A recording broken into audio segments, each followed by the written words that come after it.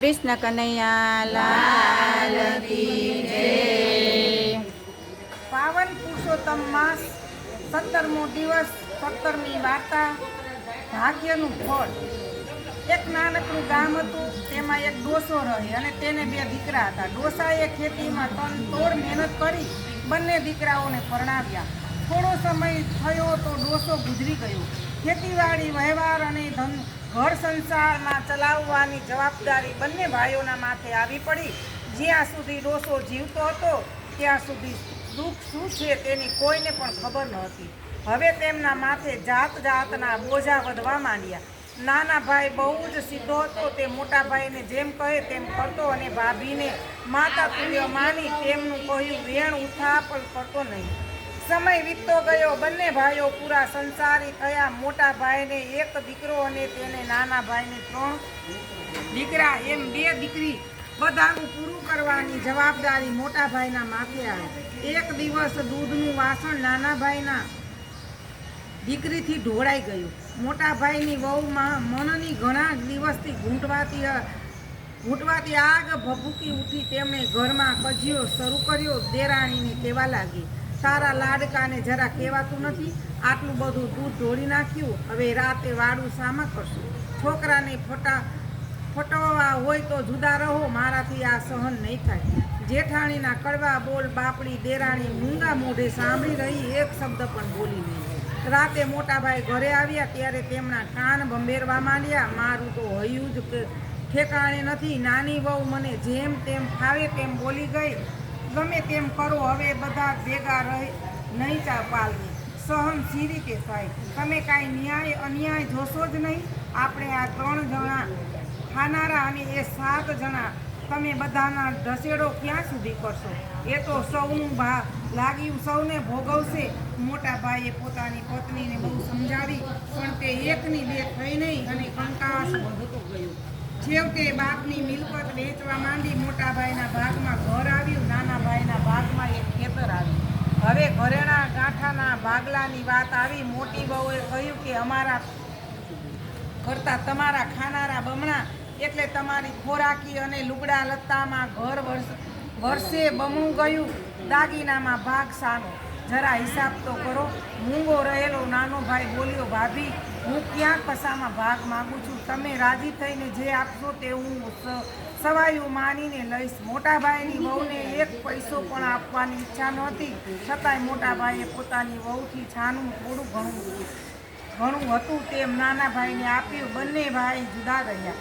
એવામાં અધિક માસ આવ્યો। નાનો ભાઈ અને નાની વહુ બંને જણા ધાર્મિક હતા। કોઈની પાસે પૈસો તો મળે નહીં તો બધો ખેતર ઉપર જ આધાર। પતિ પત્ની ખેતરમાં મજૂરી કરે અને ભગવાનનું નામ લે। આમ છતાં પણ તેમણે પુરુષોત્તમ માસનું વ્રત શરૂ કર્યું। એક દિવસ નાનો ભાઈ ખેતરમાં રખવાડે સૂતો હતો। મધરાત થઈ ત્યાં તો 50 લૂંટારાઓનું ટોળું આવ્યું। નાના ભાઈના ખેતરમાં ઘોડા દોડ્યા અને લૂંટારાઓએ ચોરીનો માલ વેચવા બેઠા। બિચારાનો સોના જેવો પાકેલો મોલ ઘોડાઓએ ચરી જતા હતા, પણ એમનાથી કશું બોલા એવું ન હતું। તો એ તો પુરુષોત્તમરાયનું નામ દેતો માળામાં બેસી રહ્યો। સવાર થતાં પહેલાં લૂંટારાઓ ચાલતા થયા। નાનો ભાઈ જુએ તો આખું ખેતર ઘોડાઓએ ખાધેલું અને ખૂંદેલું। શેર અનાજ પાકે એવું પણ નહોતું। થોડી વાર થઈ અને નાની વહુ ખેતરમાં આવી। વહુએ જોયું તો આખું ખેતર ભેળાઈ ગયેલું। વહુ તો ચોધાર આંસુએ રડી પડી। પુરુષોત્તમ માસનો આજે છેલ્લો દિવસ હતો। વ્રતનું ઉજવણું કરવાનું હતું। વહુની પાસે 1-2 દાગીના હતા, તે ઉતારીને કહ્યું, આ દાગીના લેતી આવો, મારે વ્રતનું ઉજવણું તો કરવું જ પડશે। ભગવાનને આપવું હશે તો આપશે અને લઈ લેવું હશે તો લઈ લેશે। જેવા આપણા કર્મ તેવા ફળ। નાનો ભાઈ વહુના દાગીના લઈને બીજા ગામ વેચવા જતો હતો। પરગામ જતાં તેને થયું, લાવની ખેતરમાં જોઉં તો ખરો। તે ખેતરમાં ગયો, એવામાં તેની દ્રષ્ટિ એક પોટલા ઉપર પડી। તેમાં ધીમે રહીને પોટલું ઉઘાડ્યું તો માહી સોના રૂપા અને ઘરેણા હીરા માણેક અને સોનાના નાણું જોયું। તે પોટલું લઈને પાછો વળ્યો। ઘરે જઈ તેને પત્નીને આ વાત કરી। પોટલું ખોલ્યું। પતિ પત્નીએ ભગવાનના ખરા ભાવથી નમી પડ્યા અને તેમણે ધામધૂમથી બ્રાહ્મણ ભોજન કરાવ્યું। દક્ષિણા આપી આનંદથી વ્રતનું ઉજવણી કર્યું। જય પુરુષોત્તમ રાય, જય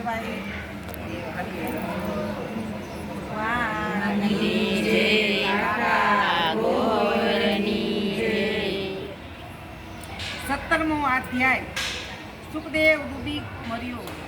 વાલ્મીકી બોલ્યા, હે દ્રઢ ધનવાન ગૌતમીના વચનથી સુદેવે પ્રભુ ભક્તિમાં ચિત્ત પોરવ્યું.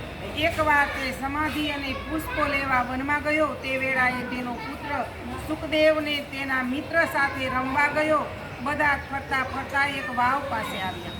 સુખદેવને તરસ લાગી એટલે તેથી તેને પાણી પીવા વાવમાં ઉતર્યો. અકસ્માતે છેલ્લા પગથિયે જતા તેનો પગ લપસી ગયો. તે વાવને ઊંડા જળમાં પડી ડૂબકા ખાવા લાગ્યો. બહાર તેના મિત્રોએ હો હા કરી મૂકી, પરંતુ લોકો દોડી આવે તે પહેલાં સુખદેવ ગુંગળાઈને મૃત્યુ પામ્યો. લોકોએ દુઃખ સાથે સુખદેવનું શબ બહાર કાઢ્યું. અહીં ઘણીવાર થવા છતાંય સુખદેવ ઘરે આવ્યો નહીં. તેથી ગૌતમી ચિંતા કરતી હતી. એટલામાં સુખદેવના મિત્રોએ ગૌતમીને આ દુઃખ કથા કરી. સુદેવ પણ તે વેળાએ ફૂલ અને સમાધિ લઈને ઘરે આવી ગયો અને પતિ પત્ની વિલાપ કરતા વાવ ભણી દોડ્યા. વાવ બહાર સુખદેવની શબ પડેલું હતું. તે લોકો શોકાતુર વદને ઊભા હતા. સુદેવ પોતાના પુત્રનું શબ જોઈને ભાંગી પડ્યો. તે ગળગળા સાદે બોલ્યો, હે પ્રભુ, હે ગોવિંદ, હે માધવ, મેં એવા શા પાપ કર્યા હશે કે મારા એકના એક પુત્રને તે છીનવી લીધો. અરે રે દેવ રાજા દશરથ પુત્ર વિયોગમાં તત્કાળ મૃત્યુ પામ્યા અને હું હજી સુધી કેમ જીવતો રહું છું. ભગવાન વિષ્ણુના કહેવા છતાંય મેં પુત્રની હઠ કરેલી, તેનું પરિણામ મારે ભોગવવી પડ્યું. આમ વિલાપ કરીને તે ધ્રુસકે ને ધ્રુસકે રોવા લાગ્યો. બોલીએ પુરુષોત્તમ ભગવાન કૃષ્ણ કનૈયા